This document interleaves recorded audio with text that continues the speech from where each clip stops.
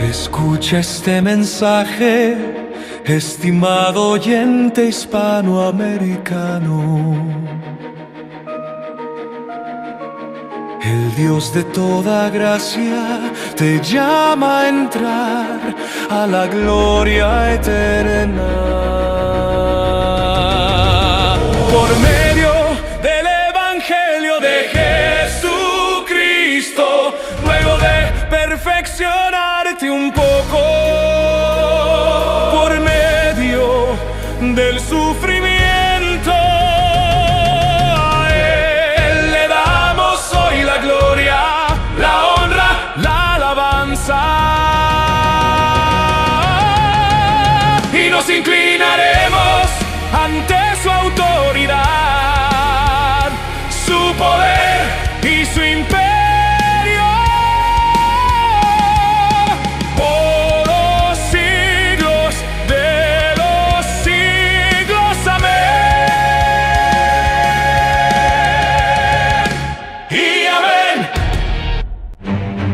Muy buenos días, muy buenas tardes o quizás muy buenas noches, estimado oyente, según sea la hora y el país donde se encuentre.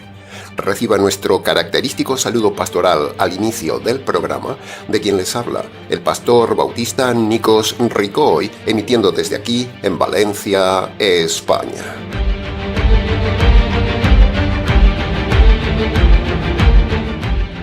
Muy bienvenidos una vez más a nuestro nuevo programa semanal Encuentros.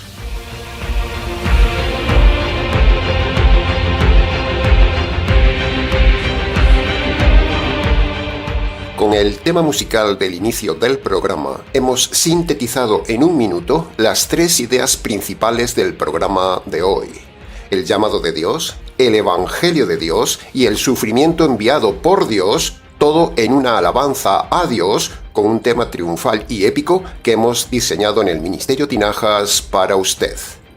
El Evangelio nos salva y el sufrimiento nos prepara.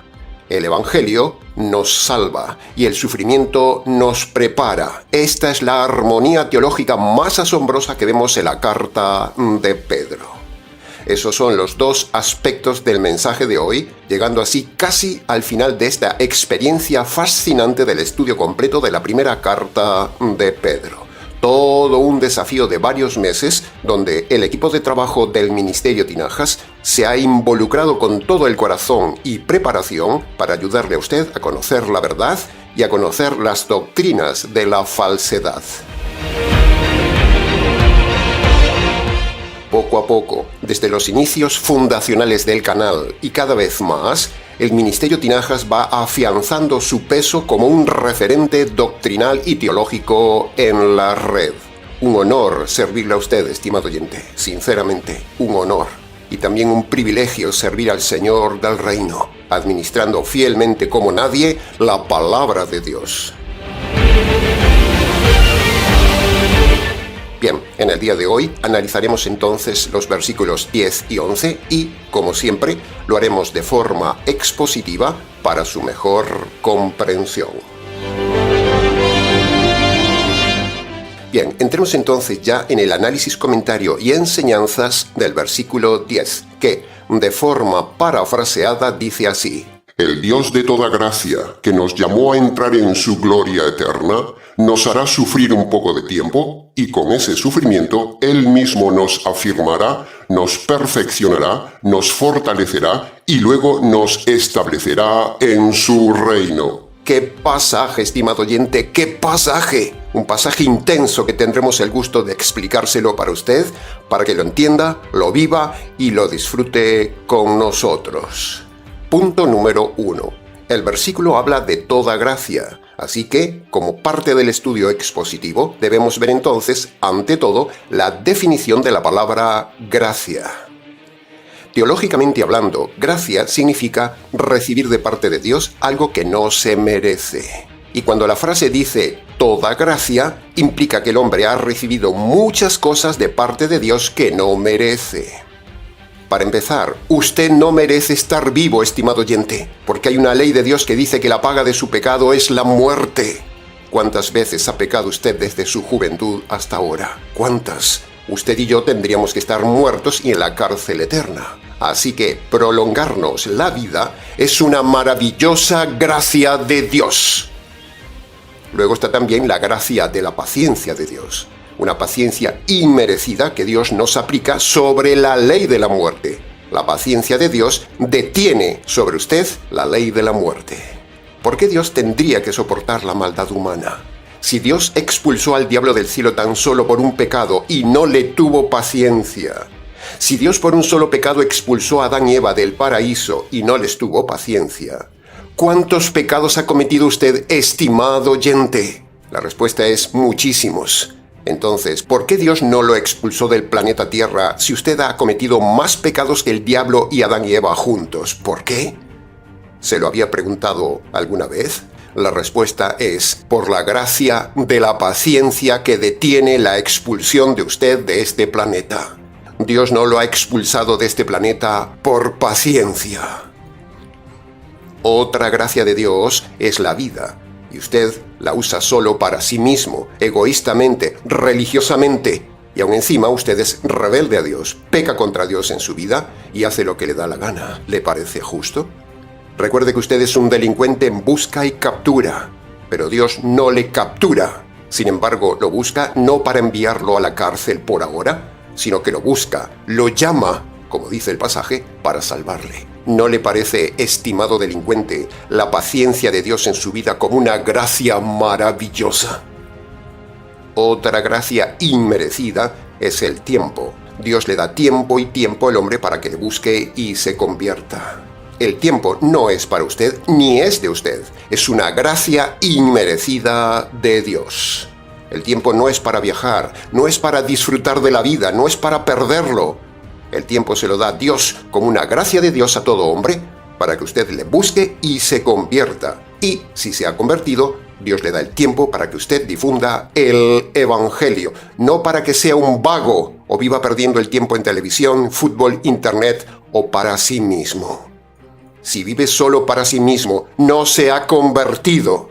Si pierde el tiempo, no se ha convertido. Sigue en lo mismo. El tiempo es para Dios, estimado oyente. Ya habrá tiempo en la eternidad para la felicidad.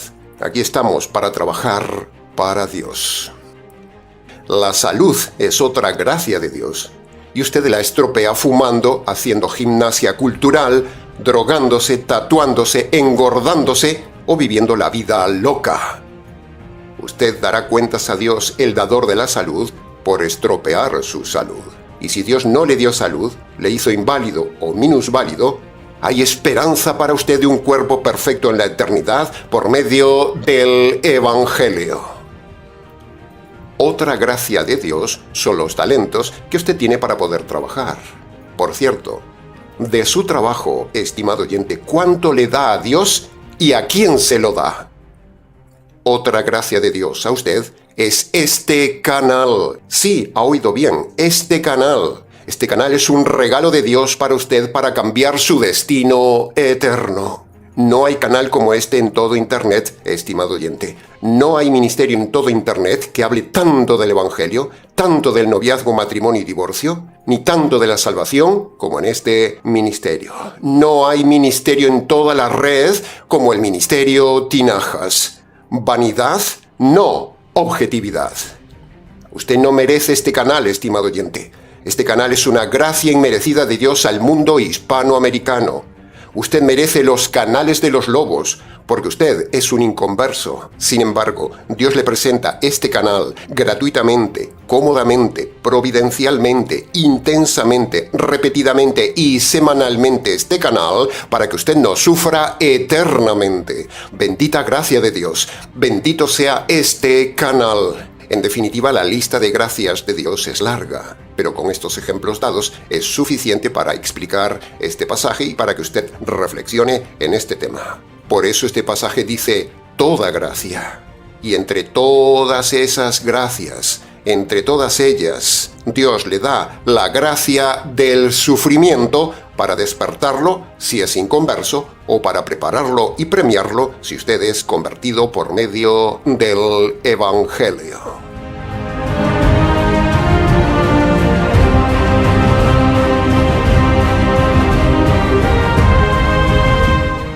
Punto número 2. Ahora, dentro de todas las gracias de Dios, hay una gracia muy importante, la mayor gracia, el mayor regalo, el mayor don inmerecido de Dios dado al hombre, el Evangelio, el centro de toda gracia y el centro de este ministerio Tinajas. Todas las demás gracias dadas por Dios al hombre son para que el hombre alcance la mayor gracia de Dios, el Evangelio. El Evangelio, la doctrina más importante que debe predicar todo líder, y en torno a la mayor gracia, el Evangelio, giran todas las demás doctrinas de la gracia. Pero las doctrinas de la gracia no son las doctrinas de la gracia calvinistas, no. Esas no son doctrinas de la gracia, esas son más bien las doctrinas de la desgracia. Las doctrinas de los desgraciados calvinistas son doctrinas de demonios que desgracian a quien las cree. Los calvinistas presumen diciendo que ellos son los únicos que tienen las doctrinas de la gracia, pero este pastor que les habla declara delante de Dios y de los ángeles que las doctrinas calvinistas no son las doctrinas de la gracia bíblica, sino que son las doctrinas de la desgracia. Es una desgracia ser calvinista y es una desgracia creer esas doctrinas calvinistas. Hoy no tenemos tiempo de meternos en profundidad en analizar las doctrinas de la desgracia calvinista, pero las nombraremos a correr aprovechando este tema de la gracia de Dios. Dios no dio al hombre las doctrinas de la desgracia calvinista, son un invento de ellos, no están en la Biblia. Veamos rápidamente entonces algunas de esas doctrinas de la desgracia. Una de esas doctrinas falsas de los calvinistas que le llevan a usted a la desgracia del infierno es creer que Dios elige solo unos pocos y el resto los tira a patadas a la basura del infierno, incluidos los bebés y los disminuidos psíquicos. Si usted cree esa doctrina, ofende a Dios. Esa doctrina es una desgracia. Otra de las doctrinas de la desgracia calvinista es que si uno se suicida se va al cielo. Imagínese qué doctrina de desgracia. La pregunta que siempre hacemos a los desgraciados calvinistas es esta: ¿por qué los líderes calvinistas no se suicidan si se van al cielo? ¿Por qué no dan ejemplo? En lugar de vivir una vida de desgracia en esta tierra, si como ellos dicen, si uno se suicida se va al cielo, entonces lo mejor para ellos sería suicidarse y marcharse al cielo. Es pura lógica, ¿no cree? Hacer apología del suicidio, enseñando que si uno se suicida se va al cielo, señores calvinistas desgraciados, es un delito civil. Sus líderes deberían estar en la cárcel. ¿Qué haces en la tierra sufriendo, desgraciado calvinista, si el suicidio te lleva al cielo? Otra de las doctrinas de la desgracia calvinista es permitir el divorcio por adulterio o por abandono. Eso es pecado. Esa doctrina la enseñó hasta la muerte el Papa calvinista, que afortunadamente ya no está en la tierra para enseñar esas mentiras. Desgraciado calvinista, ahora estás viendo con tus propios ojos la mayor desgracia de un calvinista, el infierno del cual no te librarás nunca por haber enseñado a la gente las doctrinas de la desgracia.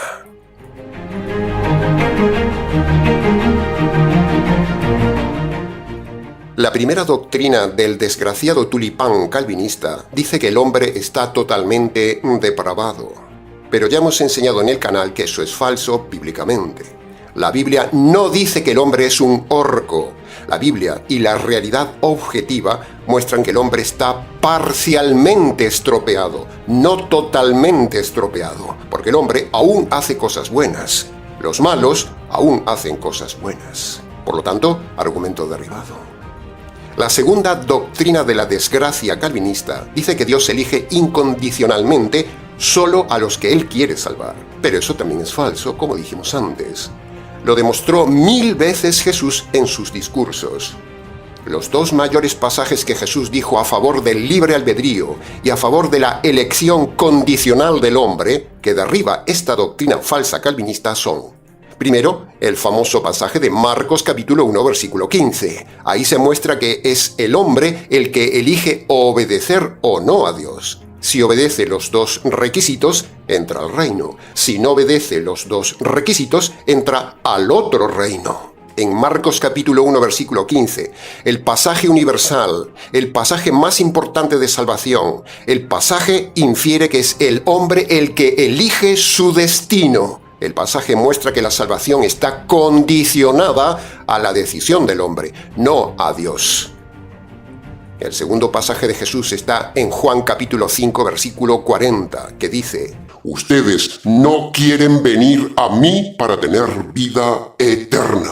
Más directo imposible. ¿Ve? Ahí lo tiene. El libre albedrío condicionado al hombre, donde es el hombre que elige la salvación si quiere o no. Jaque al calvinismo. La tercera doctrina de la desgracia calvinista dice que el sacrificio de Cristo fue limitado solo para unos pocos. Imagínese qué doctrina. Claro, si dicen que Dios salva a unos pocos, es lógico que también tengan que decir que la obra de Cristo, o sea, la expiación, es limitada a unos pocos. Esa es la lógica calvinista. Pero decir esto es solo de desgraciados, cuando la Biblia misma muestra claramente que la obra de Cristo es para todos. Por ejemplo, 2 Corintios capítulo 5, versículo 15 dice claramente que Cristo murió por todos. Punto. No hay otra interpretación. Ahí hay radicalidad y hay universalidad. Todos es todos. Primera de Timoteo capítulo 2, versículo 6 dice que Cristo se dio a sí mismo en sacrificio por todos. Y Hebreos capítulo 2, versículo 9, entre los muchos otros pasajes más que hay, dice que el padecimiento de su muerte fue por todos. Pero el necio calvinista retorcido es tan desgraciado que argumenta que ese todos se refiere solo a los elegidos. Eso es forzar el texto. El texto no dice que sea algo limitado. Eso que dicen es pecado, es eisegesis teológica. Por eso combatimos tan fuertemente a los calvinistas desgraciados. La cuarta doctrina de la desgracia calvinista dice que la gracia de Dios es irresistible para los que Él elige expresamente. En otras palabras, si Dios elige a alguien, aunque no quiera salvarse, no puede resistirse a Dios. O sea, es un robot. Dios lo fuerza, le impone la salvación, le guste o no le guste a la persona. Menuda doctrina. Pero esta doctrina desgraciada se derriba con el pasaje visto antes en Juan capítulo 5, versículo 40, donde los religiosos se resistieron a ser salvos. Tenemos también, entre otros muchos pasajes, el pasaje de Mateo capítulo 23, versículo 37, donde nada menos que una ciudad entera, Jerusalén, todos esos hombres se resistieron, rechazaron a admitir que Jesús era el Mesías, el Salvador. Y luego tenemos a Esteban en Hechos capítulo 7, versículo 51, confrontando a muchos hombres, diciéndoles: ustedes siempre resisten al Espíritu Santo. El Espíritu Santo es Dios. Por lo tanto, el inconverso sí puede resistir la gracia de Dios. Este pasaje lo demuestra. Jaque a esta doctrina calvinista. Ahora, en cuanto a la quinta doctrina calvinista del tulipán desgraciado, la perseverancia de los santos, el problema aquí no es la doctrina en sí. La doctrina es correcta. El problema es a quién llaman ellos santos. Ellos llaman santos solo a los calvinistas elegidos. Y ahí radica el problema, que los calvinistas, como ya hemos visto, no son santos, no son elegidos, son perversos, son retorcidos, son herejes, son desgraciados y son perdidos. Y eso no es ser santo. Por lo tanto, este pasaje no es para ellos. Jaque a los calvinistas y a las doctrinas de la desgracia. Para preguntas del tema, escríbanos.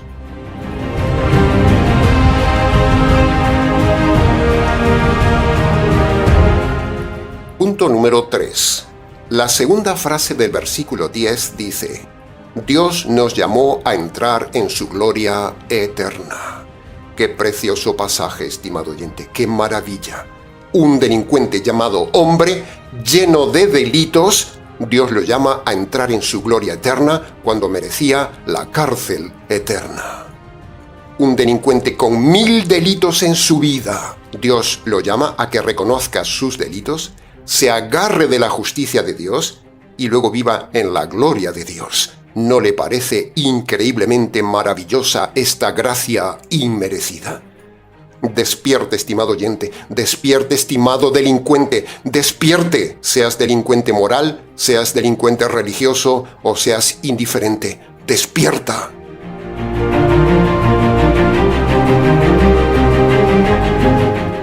En cuanto a este punto del llamado, los calvinistas interpretan que ese "nos llamó" se refiere solo a llamar a un grupo selecto de personas, pero no es así. La Biblia dice que Dios llama de forma universal a todos, no a unos pocos. Si no, Dios sería un Dios injusto.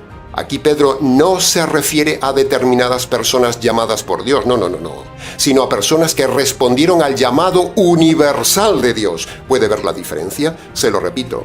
Pedro no se refiere aquí a determinadas personas llamadas por Dios, sino a personas que respondieron al llamado universal de Dios. Se lo demuestro. Proverbios capítulo 1, versículo 24 y 25 dice: He llamado y habéis rehusado oír. He extendido mi mano y nadie ha hecho caso. Ve, ahí lo tiene. Ahí tiene libre albedrío. Dios llama a todos. Isaías capítulo 65, versículo 12 dice: Llamé y no respondisteis. Hablé y no quisisteis oír, sino que hicisteis lo malo delante de mis ojos. Ve, ahí tiene el libre albedrío, el rechazo y el mal deliberado. Jeremías capítulo 7, versículo 13 dice: Os hablé desde temprano y no oísteis, os llamé y no respondisteis. Y en Zacarías capítulo 7, versículo 13 dice Dios: Así como yo los llamé y ellos no escucharon, asimismo, cuando ellos clamen, yo tampoco los escucharé. Ve, ahí está el llamado universal de Dios y el libre albedrío de los hombres. Dios llama a todos los hombres, estimado oyente, no a unos pocos. Los textos leídos no dicen que llama a unos pocos. Dios llama a todos los hombres a lo largo de la vida varias veces de una o de otra manera. Y el hombre decide si responde o no al llamado. El día del juicio, usted verá esto cuando Dios le muestre en una pantalla todas las veces que Él se cruzó en su vida, sobre todo con el sufrimiento, para llamar su atención, y usted no respondió. Cada circunstancia dura en su vida, cada muerte, cada enfermedad, cada desgracia, cada dolencia, cada robo, es un llamado de atención de Dios para que usted se convierta, se salve, responda al llamado y entre a la gloria eterna. Porque si no responde al llamado, usted irá a la tortura eterna.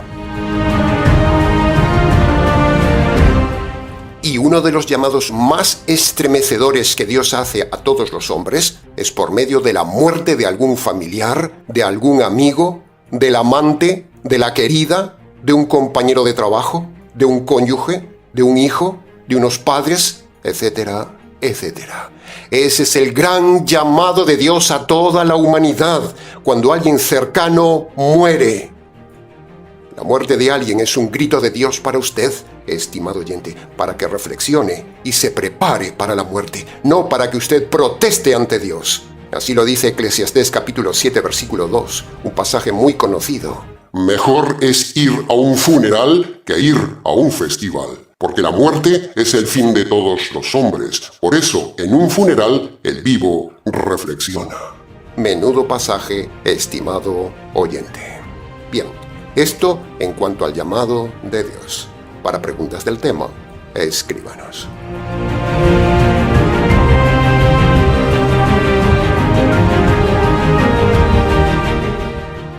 Punto número 4. El retorcido calvinista dice que Dios elige, que Dios predestina y que Dios llama solo a los que Él quiere. Pero eso es falso, como hemos dicho antes. El calvinista no entiende la verdadera predestinación, ni la verdadera elección, ni el verdadero llamado de Dios en la Biblia. Así que escuche ahora muy bien, con mucha atención, porque se lo vamos a explicar correctamente. Escuche la verdadera predestinación y la verdadera elección bíblica que no se enseña por ahí.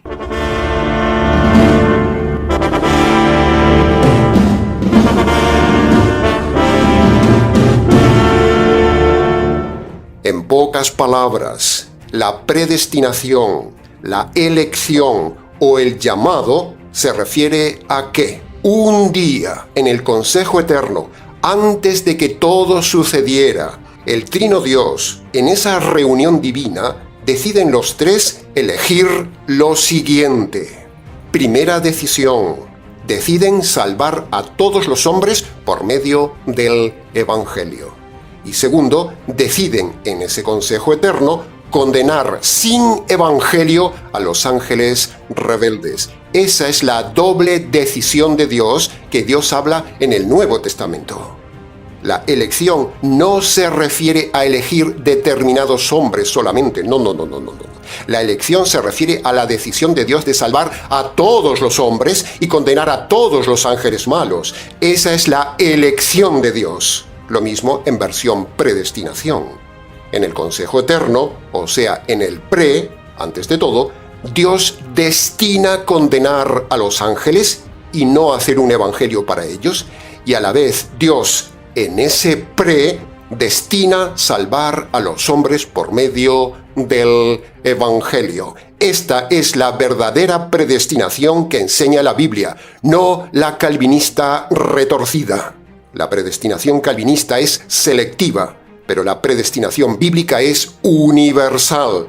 Por eso cuando Dios lo llama, es porque usted forma parte de esa predestinación universal, donde Dios decidió llamar a todos los hombres a ser salvos, y el hombre que escucha y decide en su libre albedrío responder al llamado, ese se salva por medio del Evangelio.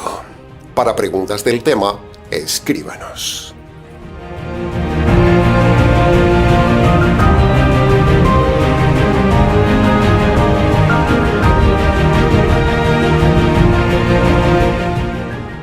Punto número 5. Si se fija bien, Pedro habla con total seguridad de su salvación. O dicho en otras palabras, Pedro habla de su seguridad de entrar a la gloria eterna. Por lo tanto, esta frase derriba la doctrina católica de la inseguridad de la salvación, derriba la doctrina católica del purgatorio, derriba la doctrina de la salvación por obras y derriba la doctrina pentecostal de la pérdida de la salvación. La seguridad de la salvación es parte de ese grupo de gracias que Dios da al hombre, como dijimos antes. Si hay una persona en el Nuevo Testamento, fíjese esto, si hay una persona en el Nuevo Testamento auténtico candidato a perder la salvación, ese sería Pedro, porque Pedro hizo muchas cosas graves tanto en doctrina como en conducta. A ver qué valiente pentecostal se atreve a decir que Pedro perdió en algún momento la salvación. Con Pedro, los pentecostales tendrían el candidato ideal para alimentar su falsa doctrina de la pérdida de la salvación, precisamente por tantos fallos de Pedro. Sin embargo, Pedro, con sus 1000 fallos de conducta y doctrina, nunca habla de haber perdido su salvación. Así que, con este argumento de Pedro, damos jaque a la Iglesia Católica y jaque a las falsas iglesias pentecostales, iglesias del diablo con doctrinas de demonios. La salvación no se pierde nunca, estimado oyente, si usted se ha convertido de forma verdadera por medio de Marcos capítulo 1, versículo 15. Si usted ha entrado por la puerta estrecha de Marcos capítulo 1, versículo 15, usted nunca perderá la salvación. Como siempre decimos, el invento de la falsa doctrina de la pérdida de la salvación es el resultado de un evangelio falso. Como ese evangelio que predican los pentecostales no funciona, no tiene poder, no cambia a la gente, entonces el lobo de turno se inventa la doctrina de perder la salvación, echándole así la culpa a la persona, cuando en realidad es él que ha enseñado un evangelio falso que no tiene poder. Por eso la gente vuelve al mundo, se va de la iglesia, sigue pecando y un largo etcétera. Así que, jaque a los pentecostales.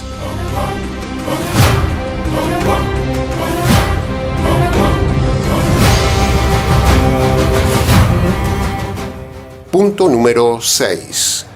El verso dice, después que hayan sufrido un poco de tiempo. Pedro, inspirado por el Espíritu Santo, añade ahora un nuevo elemento al tema del sufrimiento. El último elemento que nos enseñará en su teología. A partir de ahora y en su siguiente carta, ya no hablará más del sufrimiento. Con este versículo se acaba su teología del sufrimiento y nos dice que el sufrimiento en la tierra es poco en tiempo comparado con el sufrimiento eterno o comparado con el premio eterno. Mírelo así, estimado oyente. Aunque al hombre que sufre le parece mucho tiempo, el Señor le dice: no te preocupes, ese tiempo que te mando es poco en tiempo comparado con lo eterno. Y eso es para animarnos, estimado oyente. Uno ve todo grande, el sufrimiento le parece grande, interminable, pero Dios dice que es poco. Y de ese poco tiempo y de ese sufrimiento, Dios le dará algo grande si usted se ha convertido por medio del Evangelio. Y el inconverso que sufre y no responde al llamado de Dios por medio del sufrimiento, ese poco sufrimiento en la tierra no es nada comparado con el sufrimiento eterno. Ese es el significado de esta pequeña frase: un poco de tiempo. Dios pone la medida de su sufrimiento, estimado oyente. Aunque a usted le parece que su aflicción no se acaba nunca, que es grande, en primer lugar, Pablo dice que el nivel de sufrimiento que usted recibe lo puede soportar, así que no se queje. Y Pedro dice aquí que es durante un poco de tiempo. Así que, estimado católico romano, estimado calvinista, estimado adventista, pentecostal, anglicano, mormón, rabino o cualquiera de las iglesias de la prosperidad, el sufrimiento de la tierra no te es nada comparado con el sufrimiento que te espera en la eternidad. Después que usted haya sufrido en la tierra un poco de tiempo, si no se ha convertido, usted sufrirá para siempre en dolor perpetuo. ¡Wow!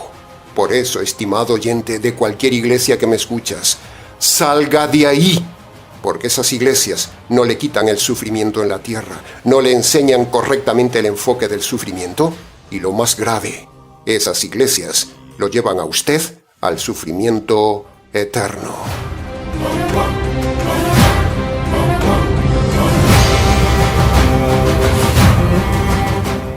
Y para el convertido que sufre, esta frase, un poco de tiempo, es una frase maravillosa, una frase de esperanza, una frase de ánimo, de ilusión, de consuelo de parte de Dios para soportar la prueba. Dios le dice al salvo, Dios le dice al convertido, Dios le dice al que ha obedecido Marcos 1:15. El sufrimiento que te envío es poco en tiempo comparado con la gloria, recompensa y felicidad eterna que te daré, donde nunca más habrá dolor, y para premiarte en mi reino. ¿No le parece maravilloso, estimado oyente? Así que no reniegue del sufrimiento, tanto si eres inconverso como si eres convertido. El sufrimiento te lo envía Dios para tu bien. No pida quitarse el sufrimiento, más bien recíbalo, acéptelo, reflexione sobre el dolor y dele gracias. Responda al llamado de Dios que le hace por medio del sufrimiento.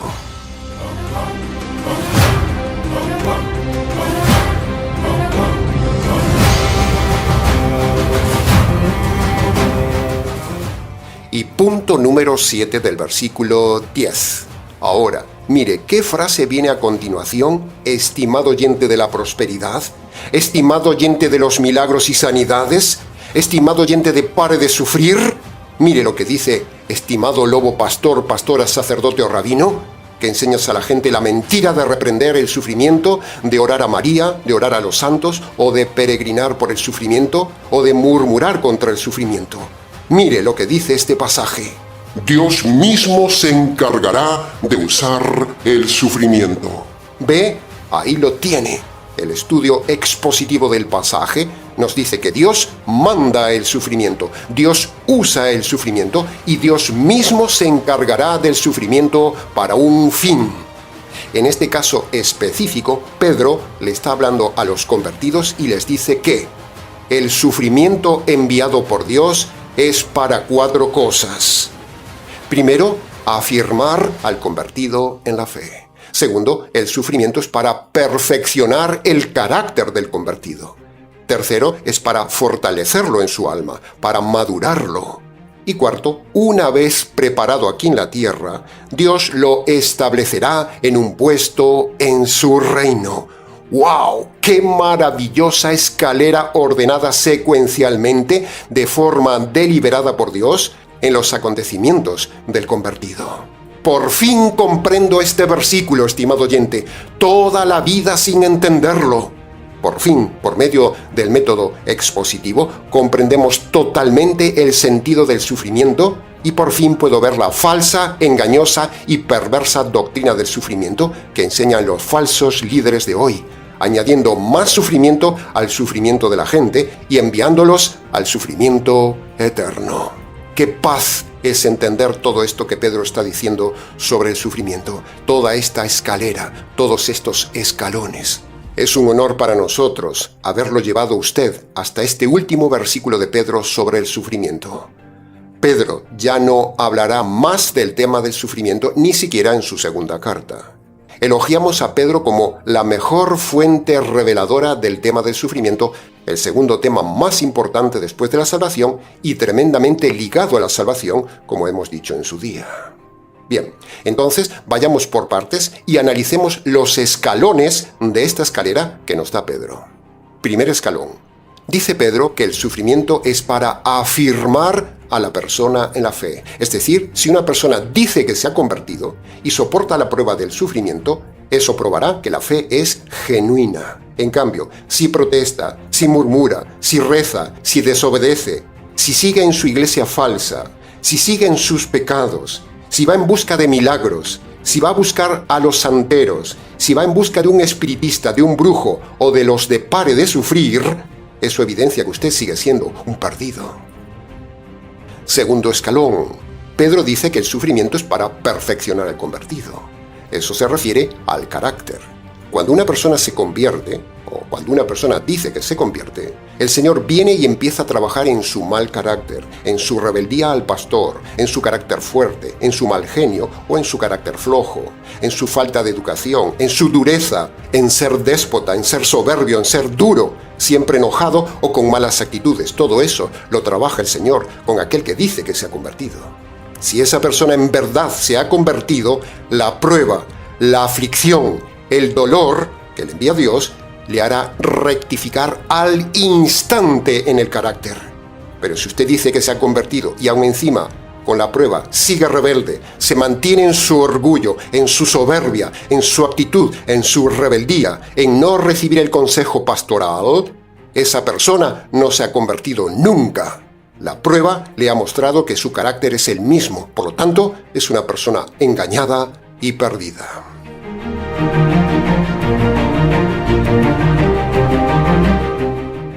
El tercer escalón. El sufrimiento en el convertido es para fortalecerlo, dice Pedro. ¿Pero fortalecerlo en qué? Pues sencillo. La dureza de la vida cristiana superada, las pruebas superadas, las aflicciones, los dolores, las enfermedades y todo eso superado lo hace más fuerte, más experiente, más preparado, le hace tener más autoridad, le hace tener más credibilidad. Y eso le da seguridad y fortaleza a usted mismo en su fe. Cuando usted pasa una situación difícil, cuando la enfrenta y la supera, ¿no experimenta usted como que ya es un grado mayor?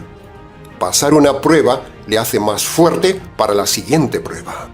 La experiencia es un grado, dice el dicho popular.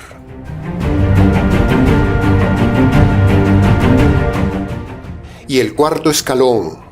Cuando Dios ve que usted ha pasado todos estos eslabones, cuando Dios considera que usted ya está preparado en esta academia del sufrimiento, entonces viene el gozo. Dios le toma, se lo lleva y le asigna un puesto y premio en su reino.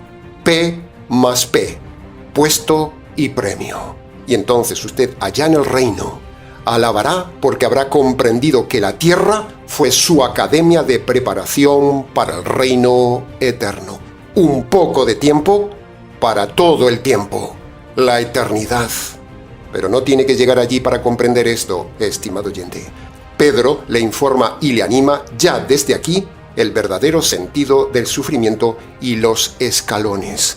¿No le parece maravilloso entender esta escalera de Pedro, estimado oyente?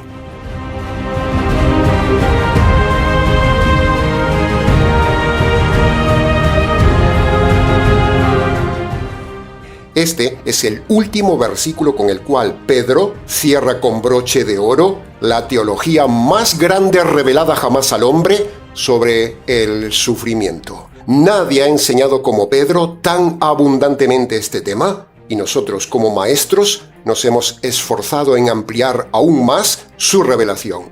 Una revelación que acaba en alabanza.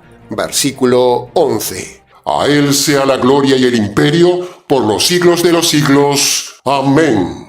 Desde el Ministerio Tinajas, después de todo lo aprendido en esta carta, nos sumamos a la alabanza de Pedro y decimos: al Señor Jesús sea toda la gloria, la alabanza y la adoración hoy, y se la daremos también por los siglos de los siglos. Amén. Aleluya.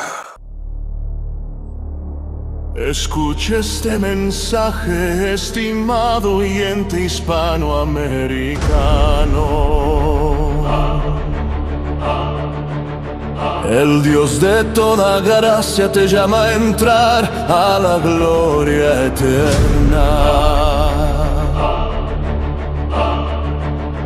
Por medio del Evangelio de Jesucristo, luego de perfeccionarte un poco,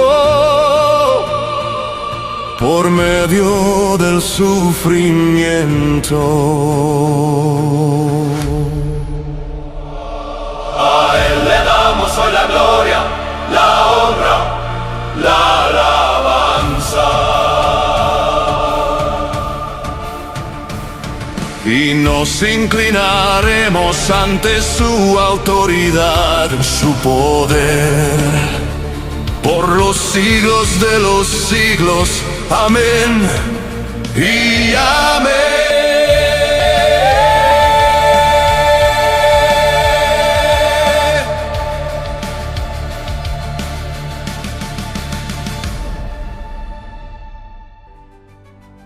Ahora, habiendo llegado ya al final del programa, no podemos cerrarlo sin redirigir el tema de hoy al punto clave de siempre: el perdón de los pecados y la salvación de su alma. Así que, para que usted sea perdonado y librado de las garras de las iglesias falsas que hoy hemos nombrado, para que usted tenga la seguridad de la salvación, para que su sufrimiento tenga sentido y premio en la eternidad, cosa que ahora no tiene, para que usted sea perdonado por haber murmurado ante Dios por el sufrimiento, para que usted sea perdonado por estar en una iglesia equivocada dando allí su vida, para que usted pueda entrar en la gloria eterna, para que usted sea perdonado de todos estos pecados y más que usted ha cometido en su vida desde su juventud hasta ahora.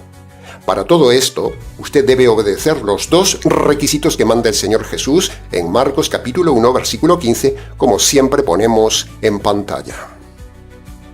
Nuestro consejo: vaya a su habitación y allí, en el silencio de ese lugar, de rodillas si puede y descalzo como señal de reverencia ante Dios, allí abra su corazón, abra su boca y en sus palabras sea honesto y obedezca los dos requisitos para ser perdonado y entrar al reino. El primer requisito que pone el Señor Jesús es el arrepentimiento. El arrepentimiento es la actitud y decisión de humillarse ante Dios, reconocer de forma concreta sus pecados ante Él y la decisión de abandonarlos. Esto es el verdadero arrepentimiento bíblico.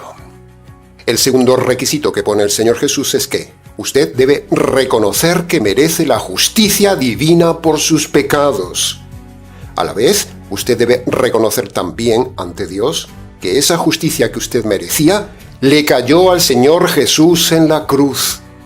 Y ahora usted debe agarrar por la fe esa justicia caída un día sobre el Señor Jesús. Esa es la buena noticia. Eso es el Evangelio, la justicia caída sobre el Señor Jesús.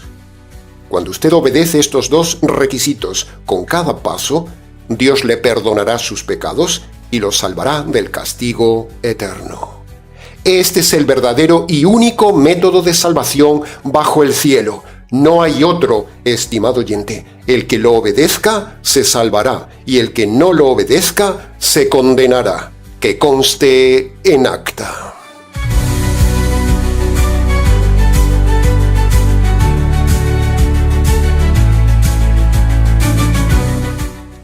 Una vez más se nos ha ido el tiempo del programa, estimado oyente. Mucho más se pudo haber dicho del tema, pero como siempre decimos, creemos que, con lo dicho, ha sido suficiente para su enseñanza y su reflexión.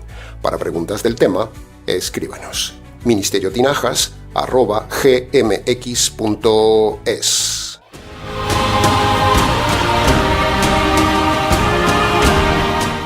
Nada más por hoy, estimado oyente. Como siempre, les ha compartido este programa quien les habla, el pastor y expositor bíblico Nikos Ricoy, emitiendo desde la ciudad de Valencia, España.